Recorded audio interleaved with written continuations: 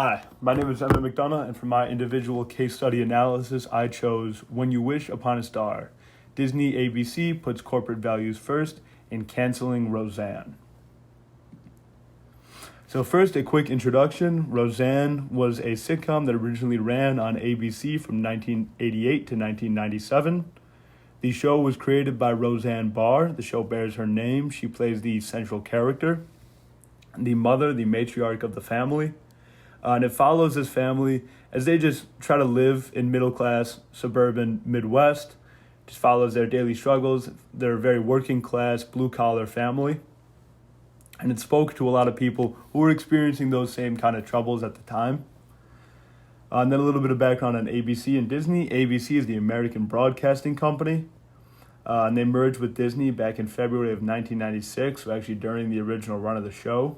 And ABC was brought into the fold of the Walt Disney Company.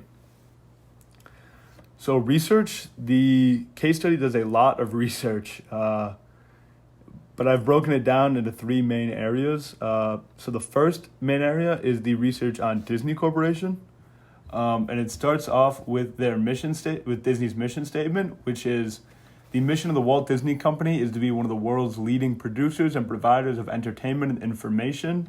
Using our portfolio of brands to differentiate our content, services, and consumer products, we seek to develop the most creative, innovative, and profitable entertainment experiences and related products in the world.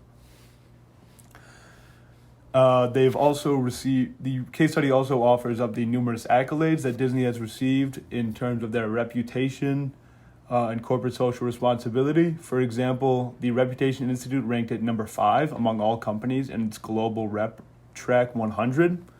Fortune ranked it number 6 in the world's most admired companies and 55 in its US 500 list. In 2017, Disney was number 4 in the Reputation Institute's global CSR Rep Track 100 and number 10 in Barron's World's Most Respected Company. So these rankings just offer a little bit of insight into Disney's respect among brands in the corporate world and how much they have worked to build a good reputation and image to the public. And also it goes into a bit of their finances here as well. And it just trying to display how large of a company it is, and that broadcast television really makes up only a small fraction of Disney's overall profits. I believe ABC makes up about 7% of their entire profits. And then it goes into ABC a bit. ABC, like I said, the American Broadcasting Company.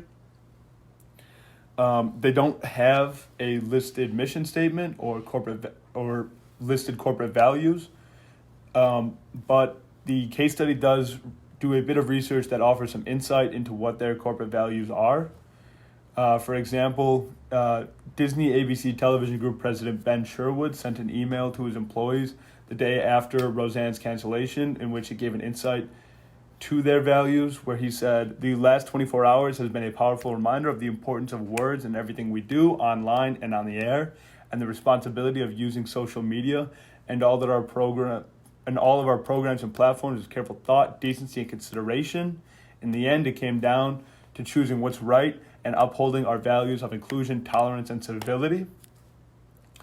And ABC Entertainment President Channing Dungey said that we have to act with purpose and determination. We have to be what we want to see in our future generations.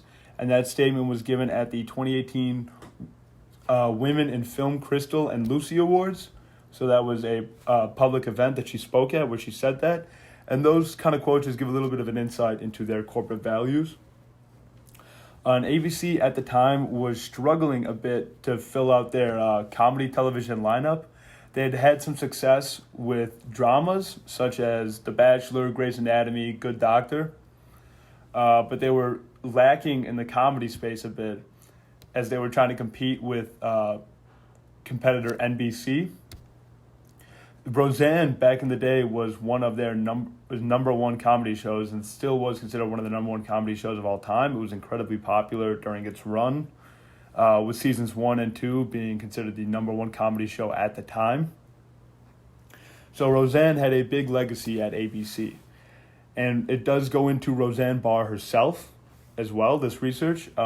It touched with Roseanne's personal life, where she raised a family in Denver, Colorado, before trying her hand at stand-up. And she got a big break in 1985 when she appeared on The Tonight Show, and just 3 years later, in 1988, Roseanne debuted on ABC. It was coming out right as the NBC's The Cosby Show was starting to slow down and come to a halt, so there was a gap in the big sitcom world, which Roseanne was perfectly slotted in to come in and fill. Roseanne built her public persona off of being the working class, blue collar mother. She even had another show come out later called Roseanne's Nuts, which followed her on a nut farm she bought in Hawaii. And again, just building onto this working class, blue collar persona that she's built up for herself. So again, this case study does a lot of research into painting you very clear pictures of the two companies involved, as well as Roseanne herself. So let's get into the objectives and let's find out what actually happened. So Roseanne Barr was known for tweeting a lot. She tweeted all the time, and she sent out a lot of tweets that were considered edgy or not socially sensitive, not politically sensitive.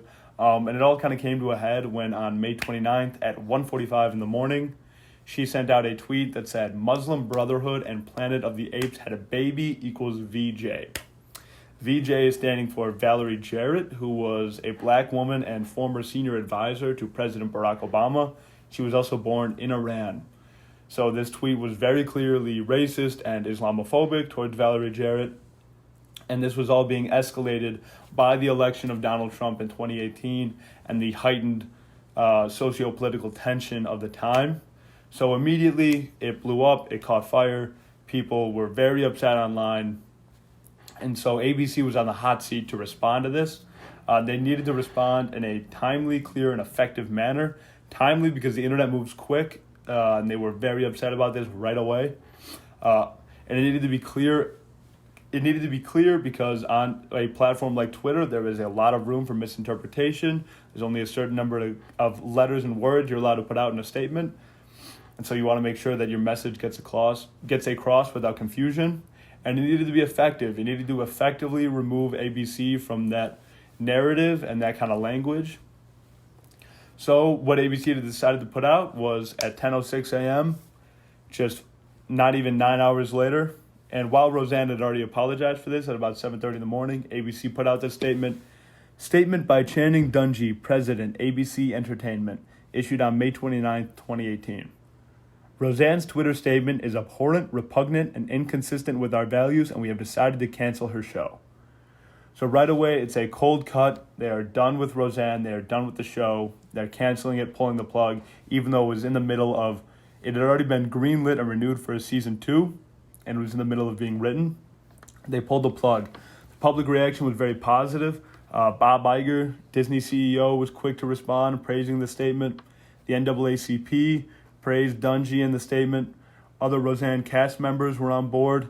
Some had actually threatened to leave the show before ABC had come out and canceled it. It seemed like they were already aware that this was part of Roseanne's personality, and this was maybe the straw that broke the camel's back for them. And public polls that came out after found that 48% of the public agreed with ABC's decision, while 34% disagreed and 18% were indifferent or weren't aware.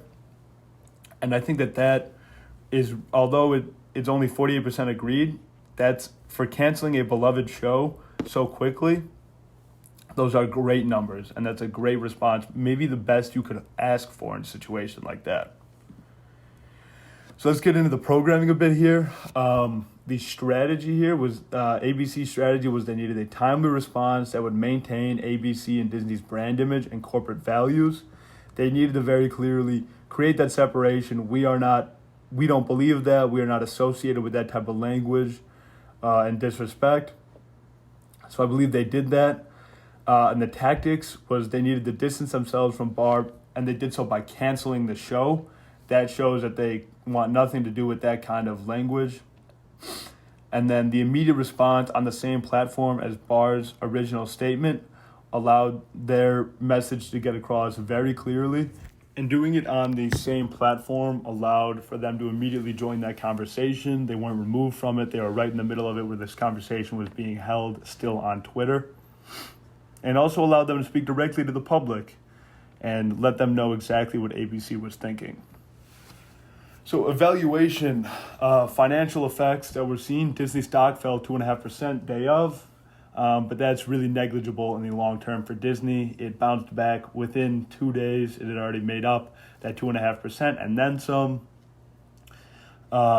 In terms of the television lineup for ABC, major actors, writers, producers, everybody was under contract for a season 2 of this Roseanne reboot. So ABC would be out millions and millions and millions of dollars if they did nothing with all these contracts and people that they were already contractually obligated to pay. So what ABC decided to do was to make a new spin-off show called The Conners. And it followed the rest of the family after Roseanne's death. Yeah, so in the universe of the show, Roseanne has died, and the rest of the family is trying to move on without her around anymore. It never reached the heights of the Roseanne reboot, but it did well. It matched Modern Family in terms of viewers and revenue, which is ABC's most successful running comedy. So it did about as well as anybody could have hoped for. And The Conners is currently in its 5th season. So the show is continuing to this day. In terms of changes I would make in critiques, I don't really have many. This case study is very thorough, very well done, covers many aspects from societal pressures to political changes to financial implications. It really is all encompassing. So I struggle to find places that I would improve or add information or remove any. This was very, very well done. So for my discussion questions, do you think Disney ABC was right to cancel Barr's show so quickly? Again, there were a lot of people that were hired to work on that show, crew, cast. And so pulling the plug on that is a scare to a lot of people and their livelihoods.